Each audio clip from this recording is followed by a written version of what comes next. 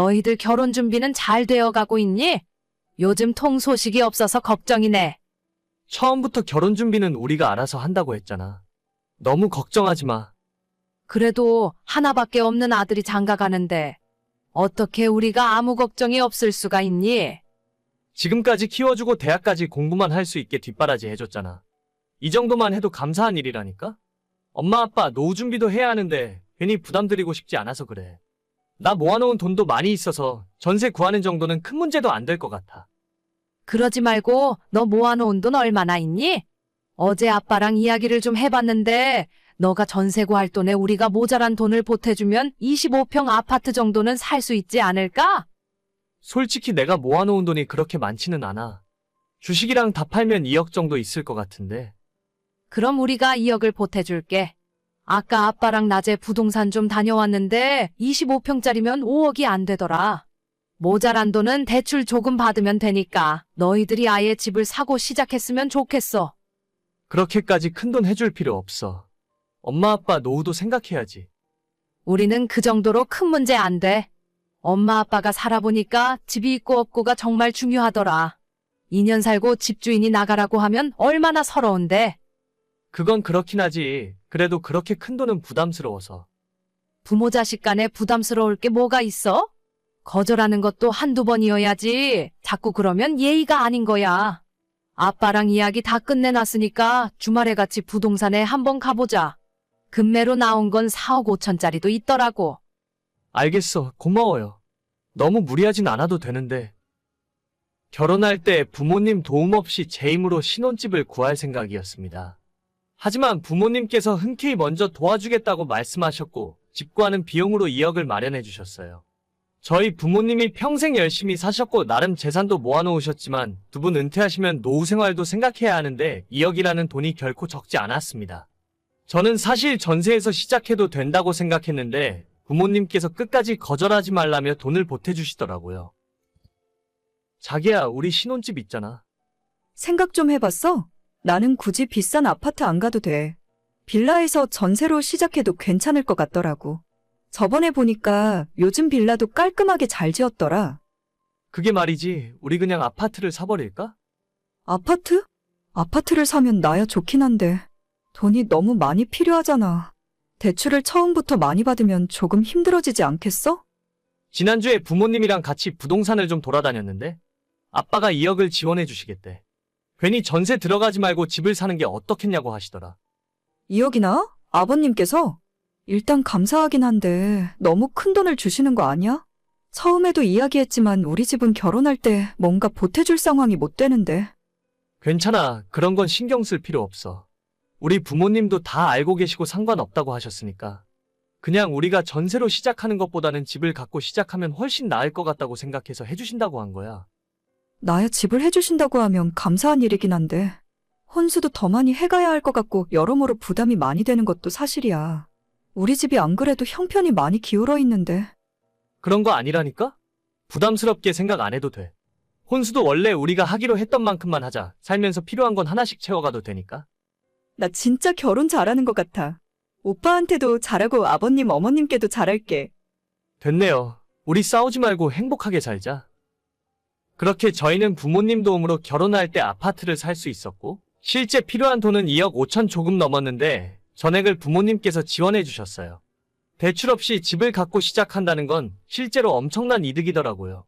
빨리 집을 사야 한다는 압박감도 없었고 매달 나가는 대출금도 없으니 생활에 여유가 많이 생기게 되었습니다. 게다가 작년에는 아파트 값이 갑자기 크게 오르는 바람에 저희 부부에게 큰 기쁨이 찾아오기도 했어요. 여보, 오늘 아침에 봤어? 우리 아파트 신고가 또 올랐어. 이제 8억이래. 진짜 이게 무슨 일이야? 자고 일어나면 1,000만 원씩 올라있네. 이러다가 우리 부자 되는 거 아니야? 부자는 무슨. 다른 집들은 더 많이 올랐어. 어차피 당분간 이사 갈 생각도 없고 집 팔아도 더 좋은 곳으로 갈 수도 없어. 그건 나도 알지. 그냥 갑자기 집값이 2배로 뛰니까 부자가 된 기분이야. 만약에 그때 아버님 말씀 안 듣고 전세 살았으면 어쩔 뻔했어. 그러게.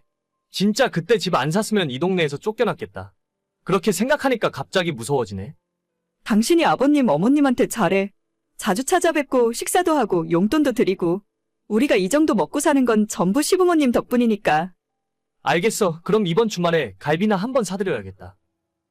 집값이 오른 뒤로 큰돈을 번 기분이었고 부모님은 물론이고 아내와 저도 매일 웃음이 끊이지 않았습니다. 작년에는 집값이 8억을 넘은 적도 있었는데 지금은 조금 내려와서 7억 중반 정도에 거래되고 있어요. 그래도 저희가 샀을 때에 비해 큰돈이 올랐고 항상 행복하고 만족하는 마음으로 지내고 있었습니다. 바쁘니? 잠깐 얘기 좀 할 수 있을까? 괜찮아요. 왜? 무슨 일인데? 너 여윳돈 좀 가진 거 없지? 여윳돈? 갑자기 무슨 일인데? 작년에 와이프 차 바꿔주는 바람에 돈이 그렇게 많이 있진 않을 거야. 한 1억 정도 필요한데 힘들겠지? 1억이나? 대체 무슨 일인데 그래? 엄마 혹시 아빠 몰래 주식이라도 했어? 어휴, 내가 그랬으면 말이라도 안 하지. 너희 아빠가 재작년에 상가에 투자했었는데 그게 조금 잘못됐나 봐. 당장 1억 가져다 막지 않으면 날아가게 생겼어.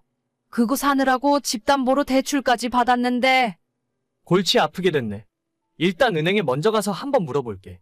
집 담보로 잡으면 1억 정도는 금방 대출받을 수 있겠지. 그래, 미안한데 부탁 좀 할게. 일단 급한 불은 꺼야지 어쩌겠어. 걱정하지 말고 있어. 집값도 많이 올랐고 1억 정도는 문제 없을 거야.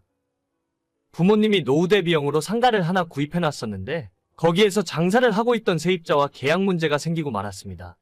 처음으로 하는 상가 투자다 보니 계약서 내용을 제대로 이해 못한 저희 부모님 잘못이었죠. 누굴 원망할 수도 없고 일단 급한 불은 꺼야 하니까 은행에 집을 담보로 1억을 빌려서 드리기로 했습니다. 여보, 아까 들어서 대충 상황은 이해했지? 집을 담보로 대출을 좀 받아야 할 것 같아. 일단 무작정 대출 받기 전에 아버님한테 상의를 해보는 게 어때? 괜히 빌려줬는데도 해결이 안 되면 더 큰일이잖아. 아니 그런 상황이 아니야. 지금 1억에 빨리 해결하는 게 낫지. 질질 끌다가 일 커지면 법원까지 가야 할 수도 있어. 그래도 1억이 작은 돈도 아닌데 갑자기 대출 받는 건 좀 그렇지 않아? 지금 무슨 소리를 하는 거야? 우리 집값이 얼만데 1억 대출 받는 게 뭐가 어때서 그래? 어차피 매달 나오는 이자도 부모님이 내주신다고 하셨어? 나는 우리 집에 대출이 하나도 없어서 참 좋았는데 어머님 댁을 담보로 해서 대출을 더 받아보면 안 돼. 이미 부모님 집으로 대출 받았지. 더 받으려면 이자가 엄청 많이 나오는 곳으로 가야 해. 괜히 다른 생각하지 말고 이번에는 우리가 부모님 도와드리자. 아니야. 아무리 생각해봐도 우리 집 담보로 대출은 좀 그런 것 같아. 불안해서 잠도 안 올 것 같고 괜히 우리까지 잘못되면 어떡해?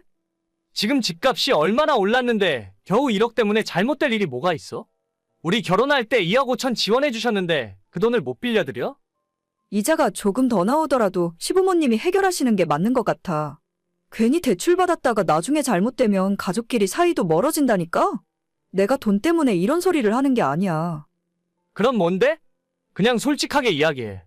우리 부모님한테 돈 빌려주기 싫다고. 왜 사람을 이상하게 만들어? 그럼 자식한테 대출 받아서 돈 빌려달라는 부모가 정상이야? 와, 너 진짜 해도 너무한다. 애초에 이 집은 우리 부모님 덕분에 살 수 있었어. 그래, 그렇긴 한데. 그게 몇 년 전 일인데 지금 이야기하는 거야? 이런 식으로 달라고 할 거였으면 처음부터 빌려주지나 말던가. 너가 이런 생각을 갖고 있을 줄은 몰랐네. 받을 때는 좋고 빌려드리려고 하니까 아깝니? 이 집이 너 거 같아? 그럼 내 집이지. 솔직히 말해서 시부모님 집은 아니잖아. 자식한테 한 번 해줬으면 그만인데 뭘 구질구질하게 돌려달라고 하시는 거야? 진짜 너는 안 되겠다. 그냥 여기서 끝내자 우리. 끝내? 그래, 차라리 잘 됐네. 이혼할 생각이면 재산 분할해야 하는 건 알고 있지? 나한테 4억 주고 끝내. 웃기고 있네. 너가 이 집에 10원짜리 한 장이라도 보탠 거 있냐? 내 돈이랑 우리 부모님 돈이지? 뭐? 그동안 나도 관리비 내고 이 집에서 살림하고 살았어. 나한테도 법적으로 절반 받아갈 권리가 있다니까? 그건 나중에 변호사랑 이야기해봐. 너 돈이 한 푼도 안 들어갔는데 상식적으로 뭘 탈라는 거야? 진짜야? 진짜 재산 분할 못 받아? 법대로 해봐. 변호사를 쓰던 뭐라던. 아무튼 오늘 짐 싸서 내 집에서 나가. 나는 대출 알아보러 은행 가봐야 하니까. 이혼 문제는 나중에 다시 이야기하자. 여보, 사실 나도 빌려드리려고 했어. 여보, 내 말 듣고 있어? 사람이 화장실 갈 때랑 나올 때 마음이 다르다더니. 제 부모님한테 지원받아서 집 살 때는 좋아했으면서 1억 빌려드리자고 하니까 저렇게 반응할 줄은 몰랐어요. 저런 은혜도 모르는 인간 데리고 살다가는 나중에 더 큰 문제가 생길 것 같아서 빨리 이혼하고 끝낼 생각입니다. 이미 저는 변호사 상담까지 다 끝냈고 아내도 가망성이 없다고 생각했는지 며칠 전부터 잘못했다고 싹싹 빌고 있네요. 그러거나 말거나 저는 정이 떨어져서 더는 같이 못 살 것 같습니다. 오늘의 사연은 여기까지입니다. 구독과 좋아요, 알람 설정은 많은 힘이 됩니다. 다들 행복하시고 좋은 하루 되세요.